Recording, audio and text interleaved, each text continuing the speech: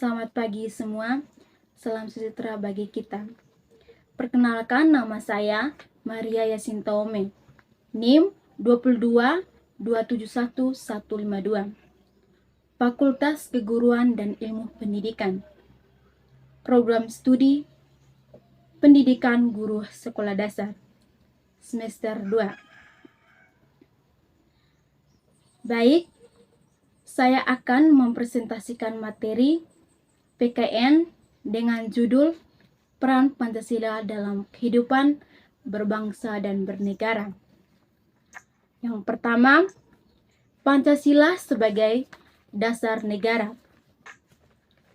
Nilai-nilai Pancasila sebagai pedoman dan landasan mengatur dan menjalani kehidupan berbangsa dan bernegara. Sebagai dasar negara, Pancasila sebagai sumber kaidah hukum yang mengatur RI termasuk unsur-unsurnya, yakni pemerintahan, wilayah, dan rakyatnya.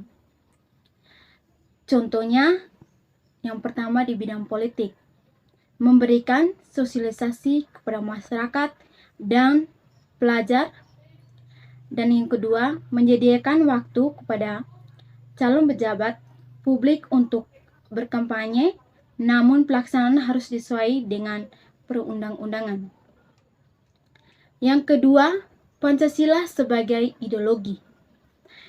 Pancasila sebagai visi atau arah penyelenggaraan kehidupan berbangsa dan bernegara, yakni terwujudnya kehidupan yang menjunjung tinggi ketuhanan, nilai kemanusiaan, kesadaran akan persatuan, berkerakyatan, dan menjunjung tinggi nilai keadilan. Ideologi Pancasila ditetapkan sebagai ideologi nasional. Contohnya, menghormati agama lain yang sedang beribadah. Yang ketiga, Pancasila sebagai falsafah bangsa. Dengan demikian, Pancasila sebagai falsafah hidup bangsa merupakan pedoman dan pegangan dalam pembangunan bangsa agar negara berdiri kokoh dan mengetahui arah tujuan baik dari segi ideologi, politik, ekonomi, sosial, dan maupun pertahanan. Contohnya, percaya dan takwa kepada Tuhan Yang Maha Esa. Yang kedua, taat beribadah sesuai dengan agama dan kepercayaan masing-masing. Yang keempat, Pancasila sebagai sistem etika. Pancasila sebagai sistem etika mendasarkan penilaian baik dan buruk pada nilai Pancasila, yaitu nilai ketuhanan, kemanusiaan, persatuan kerakyatan, dan keadilan. Kelima, nilai tersebut membentuk perilaku manusia Indonesia dalam sebuah aspek kehidupan.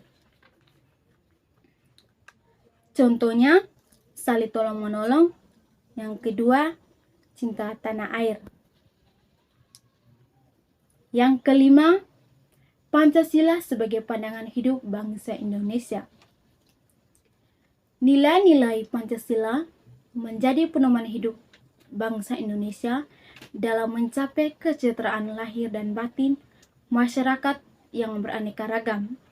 Pancasila juga mengatur cara pandang bangsa Indonesia sebagai petunjuk kehidupan sehari-hari.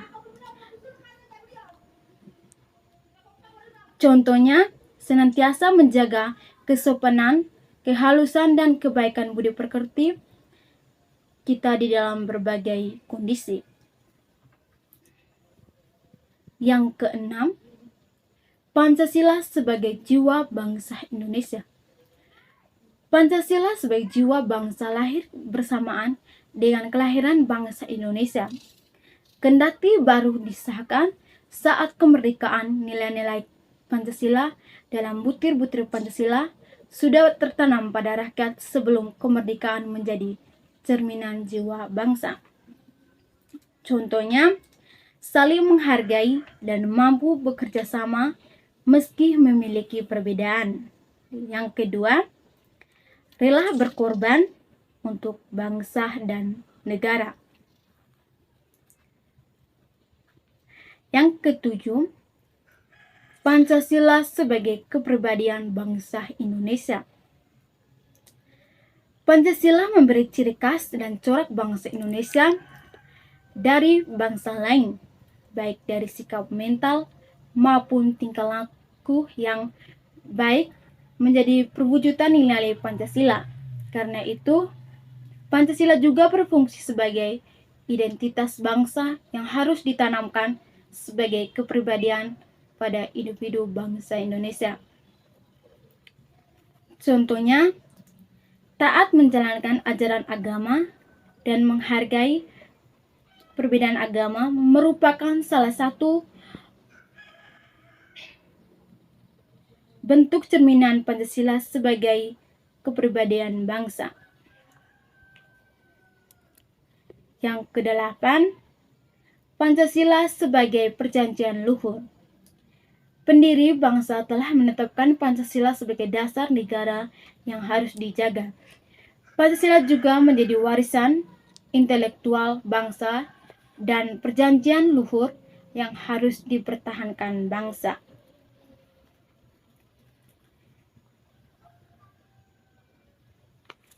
Yang kesembilan, Pancasila sebagai sumber dari segala sumber hukum.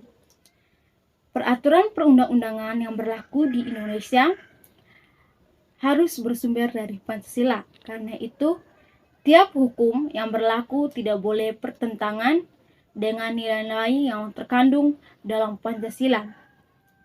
Setiap sila Pancasila menjadi nilai dari sementara hukum dan nilai instrumental atau penjabaran dari sila Pancasila tersebut.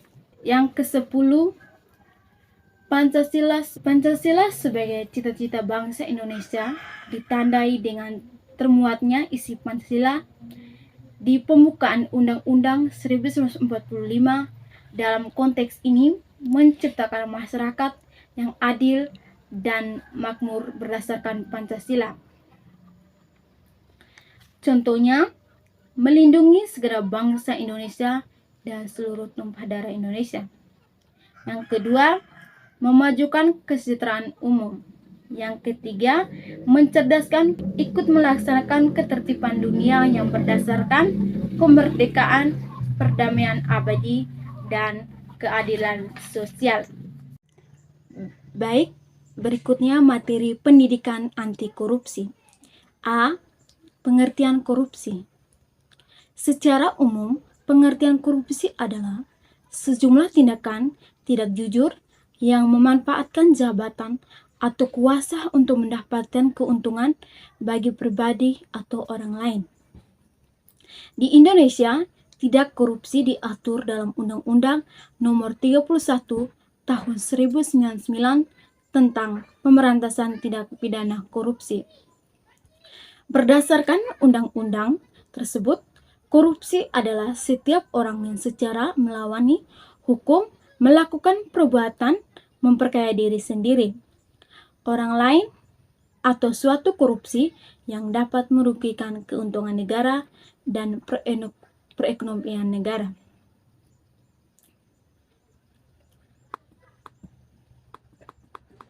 Yang ke-B, jenis-jenis korupsi. Pada dasarnya, praktik korupsi dapat dibagi menjadi beberapa jenis, yakni 1. Penyuapan. Penyuapan adalah pembayaran dalam bentuk uang atau sejenisnya yang diberikan atau diambil dalam hubungan korupsi. Dengan demikian, dalam konteks penyuapan, korupsi adalah tindakan membayar atau menerima suap. Penyuapan biasanya dilakukan dengan tujuan untuk memuluskan atau memperlancar urusan, terutama ketika harus melewati proses birokrasi formal. Yang kedua, penggelapan atau pencurian. Penggelapan atau pencurian merupakan tindakan kejahatan menggelapkan atau mencuri uang rakyat yang dilakukan oleh pegawai pemerintah, pegawai sektor swasta, atau aparat birokrasi. Yang ketiga, penipuan. Penipuan atau fraud dapat didefinisikan sebagai kejahatan ekonomi berwujud kebohongan, penipuan, dan perilaku tidak jujur.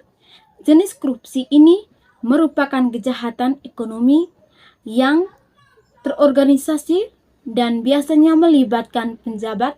Dengan begitu, kegiatan penipuan relatif lebih berbahaya dan berskala lebih luas dibandingkan penyuapan dan penggelapan. Yang keempat, pemerasan. Korupsi dalam bentuk pemerasan merupakan jenis korupsi yang melibatkan aparat dengan melaksanakan pemaksaan untuk mendapatkan keuntungan sebagai imbal jasa pelayanan yang diberikan pada umumnya. Pemerasan dilakukan yaitu dilakukan oleh aparat pemberian layanan terhadap warga. Yang kelima, favoritisme. Favorit dikenal juga dengan pilihan kasih merupakan tindak penyalahgunaan kekuasaan yang melibatkan tindakan privasi sumber daya. Yang ke-C, cara memberantas korupsi di Indonesia. 3 strategi yang bisa dilakukan untuk memberantas korupsi, yakni A. Represif. Strategi represif dilakukan dengan cara KPK menyeret koruptor ke pengadilan, membacakan tuntutan, serta menghadirkan para saksi beserta alat bukti yang menguatkan. Yang ke-B, perbaikan sistem. Dalam strategi perbaikan sistem, KPK memberikan rekomendasi kepada kementerian atau lembaga terkait untuk melakukan langkah-langkah perbaikan. Selain itu, strategi ini juga dilakukan melalui penataan layanan publik maupun melalui koordinasi dan supervisi pencegahan serta mendorong transmigrasi penyelenggara negara untuk mendorong transparansi. Penyelenggara negara KPK menerima LHKPN dan gratifikasi dan seterusnya. Yang bagian C, edukasi dan kampanye. Edukasi dan kampanye dilakukan sebagian dari pencegahan, memiliki peran strategi dalam pemberantasan korupsi melalui edukasi dan kampanye. KPK meningkatkan kesadaran masyarakat mengenai dampak korupsi, mengajak masyarakat untuk terlibat dalam gerakan pemberantasan korupsi, serta membangun perilaku dan budaya anti korupsi, kegiatan edukasi. Dalam kampanye ini sebaliknya dilakukan tidak hanya kepada mahasiswa dan masyarakat umum, tetapi dimulai dari anak usia dini, taman kanak-kanak, dan sekolah dasar. Yang ke-D, anti korupsi.